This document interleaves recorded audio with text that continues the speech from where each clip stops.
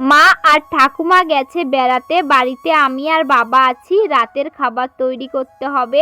সন্ধ্যা লেগে গেছে, ঠাকুরকে সন্ধ্যা দিয়ে নিলাম। রাতের জন্য আটাটা আমি এইখানে মাখিয়ে নিচ্ছি। রাতে আমি করব রুটি আর লাউ ঘন্ট। লাউটাও কেটে নিলাম। লাউটা কেটে পরিষ্কার জলে ধুয়ে কুচু কুচু করে কেটে নেব। কেটে লবণ দিয়ে মাখিয়ে নেব। কড়াইতে তেল দিলাম, জিরে তেজপাতা কাঁচা লঙ্কা দিয়ে ভেজে নেব। ভাজা হয়ে গেলে লাউটা দিয়ে লাউটাও ভেজে নেব।